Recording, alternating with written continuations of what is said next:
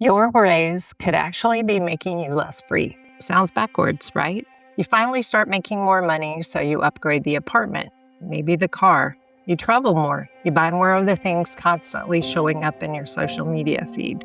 You think to yourself, I can afford it, until all of those upgrades become your new normal. And suddenly, the salary that was supposed to give you more freedom becomes the salary you have to keep earning just to maintain your life. That's lifestyle creep. But I don't think lifestyle creep is really a budgeting problem. I think it's a decision-making problem. And today, I want to talk about something even bigger than what you're spending. What does money mean to you, and how is that belief quietly making decisions about your life? Because whether you realize it or not, your answer is influencing your decisions. You open up Instagram or TikTok to scroll, not to shop. Then you see the shoes, the skincare, the vacations, the restaurants, the apartment, the Amazon find you suddenly need. Click, buy, done. And buying something you want can activate your brain's reward system. You anticipate it, it arrives, you get that little hint of excitement, and pretty quickly it becomes just another thing you own. And then you scroll again. See it, want it, buy it, feel good, repeat. But social media isn't just selling you stuff, it's influencing what you think is normal.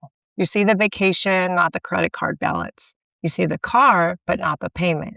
You see the lifestyle, not what it costs to maintain it. So before you compare your life to someone else's feed, remember, you see the consumption. You don't see the balance sheet. Let's get one thing straight. Your salary isn't the same thing as financial security. This is one of the easiest mistakes to make early in your career. You get a raise and you think, I can afford a nicer apartment now. Technically, you probably can. And then you get another raise. So you tell yourself, I can afford a better car, probably. Then comes the vacations, the restaurants, the clothes, the subscriptions, the delivery services, expensive dinners with friends where you pick up the tab, the impulse purchases that barely register individually. And before you know it, you've built a lifestyle that requires almost every dollar you're earning. You're making significantly more money than you were 3 years ago, but somehow you don't feel significantly more secure.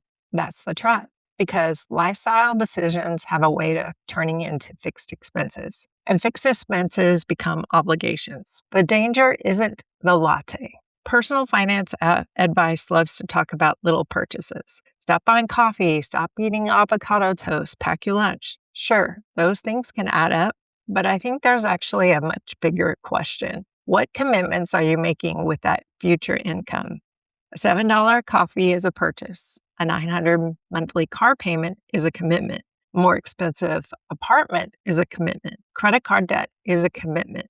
Every reoccurring financial obligation claims a piece of money you haven't even earned yet. And that matters because your career is going to change. You might get laid off. You might hate your job. You might want to start a business. You might want to move or go back to school. You might find yourself wanting to take 3 months off. You might discover an opportunity that pays less today, but can completely change your career 5 years from now. And suddenly the question isn't, can I afford my lifestyle? It's, can my lifestyle afford me choices? Debt doesn't cost just interest. When we talk about debt, we usually talk about interest rates, but there's another cost. Debt reduces your ability to make decisions. Imagine having a job you hate. Every Sunday night, you're miserable thinking about Monday morning. Then an opportunity comes along. It's exactly the kind of work you want to do, but it pays $15,000 less. If you built financial margin, you might be able to consider it very seriously. But if every paycheck is already spoken for, the decision may have already been made for you. You need the salary. That's why financial flexibility matters so much early in your career. You're not just building a bank account. You're buying future decision-making freedom. Let's talk about something that probably feels completely disconnected from all of this, retirement. If you're 23, 25, or 30 years old, retirement can sound almost theoretical. You're trying to pay rent now. You want to travel now. Your friends are going out now. There's a concert next month. Maybe you're paying student loans, and someone is telling you to put money away for a version of yourself that's 65. I understand why that's a difficult trade-off. The future doesn't give you the same immediate reward as something you can experience today. Putting another 100 into a retirement account probably isn't going to make Tuesday afternoon particularly exciting. But I want you to think differently about saving for the future.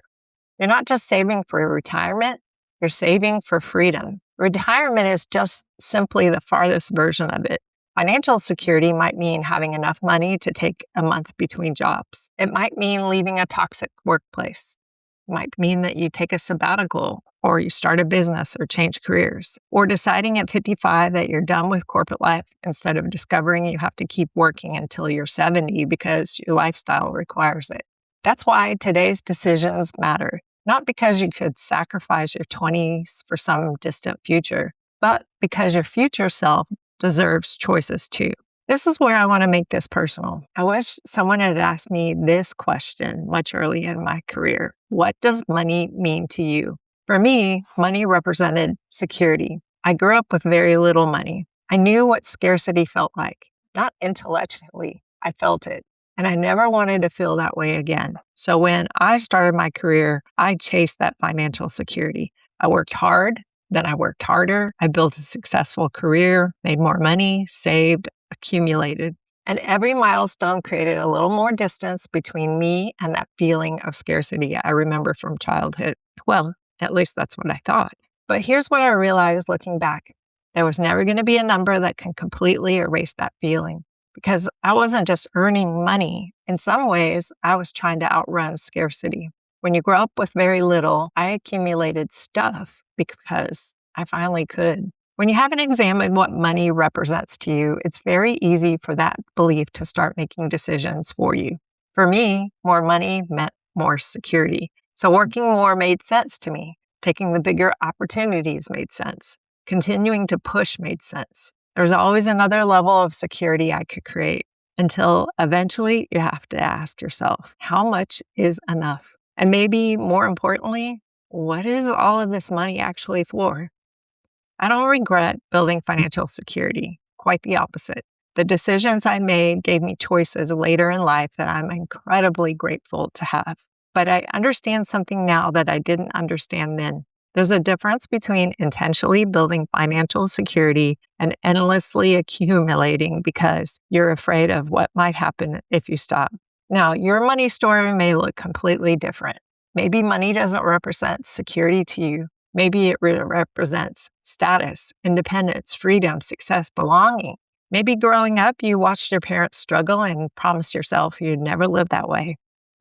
Or maybe you grew up with plenty and assumed a certain lifestyle was normal. Or maybe you watched people around you measure success by the car they drove, the neighborhood they lived in, or the vacations they took. Or maybe it's social media that's quietly been defining success for you. Whatever your story is, it's worth understanding, because we're all capable of letting money make decisions for us without realizing it. Some people spend because buying something gives them a temporary feeling of success. Some people accumulate because having more gives them a temporary feeling of safety. It's different behavior, but it's the same question. What are you actually trying to feel? That's why I don't think this conversation is really about spending versus saving. It's about awareness. What is money doing for you? And is money capable of doing that? Which brings me to the question I think every young professional should ask much earlier in their career. Why are you working? Obviously, you need money, but beyond paying the bills, what is all that work supposed to make possible? Are you working to live, or are you slowly creating a life where you have to live to work? Because lifestyle creep can quietly reverse the relationship. You work hard, so you reward yourself with a more expensive lifestyle. Then you have to work harder to maintain that lifestyle. The cycle continues with a raise, then a larger, grander lifestyle. Now you need a bigger promotion and the next one. Eventually, you find yourself making career decisions based primarily on the amount of money required to maintain everything you've accumulated. Work funded the lifestyle, then the lifestyle started dictating the work. For me, work created security, but the desire for more security also gave me a reason to keep working. That's why I think the question, how much is enough, matters. If you never define enough, the finish line keeps moving for your entire career. So, what do you actually do with all this? Start by creating a little space between wanting something and buying it. Social media and online shopping have removed friction from the spending. Put some of that back. The next time you see something you suddenly want, don't immediately click buy. Put it in your cart, close the app, give it 20 to 48 hours. Then ask, did I want this before I saw it? Then, do I actually want the thing, or do I want the feeling I think the thing will give me? And here's another one. Would I still buy this if nobody ever saw me wearing it, driving it, carrying it, or posting about it? You might still decide to buy it. Great. The objective isn't to stop spending money. It's to make sure that you're making the decision instead of the algorithm making it for you. The next time you get a promotion, bonus, or salary increase, celebrate it. But don't immediately upgrade your life. Wait. Give yourself some time before turning additional income into additional expenses. Then ask, what could this money give me besides more stuff?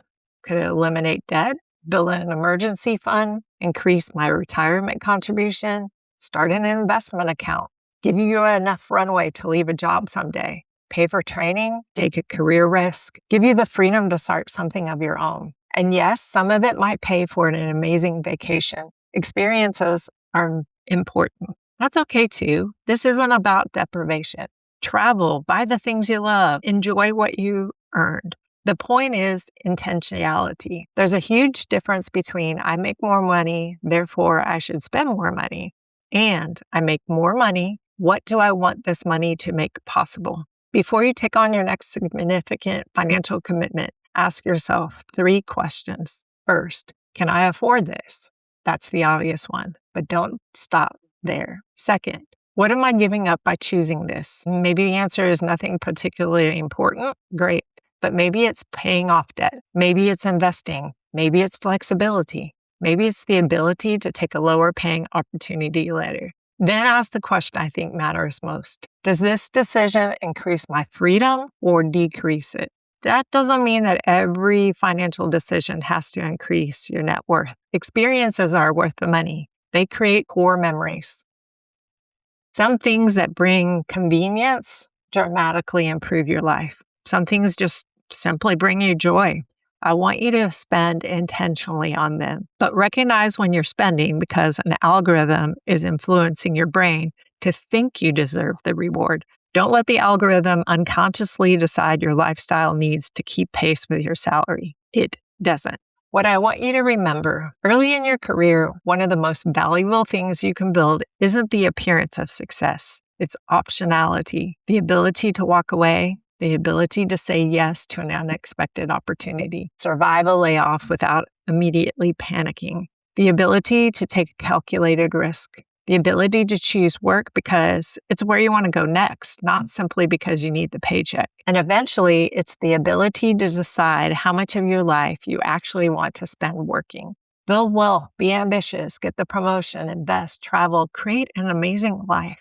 Just know why you're doing it. Success isn't necessarily accumulating the most expensive version of everything you can technically afford. And as I learned, it isn't necessarily accumulating as much money as you possibly can either. Maybe real financial success is reaching the point where your money gives you the choices instead of quietly controlling them. So I'll leave you with 3 questions. The next time social media makes you want something, ask, did I actually want this, or was I triggered to want it? When you think about money, ask, what am I actually asking money to make me feel? And when you think about career, ask, am I building a life that my work supports or a lifestyle that forces me to keep working?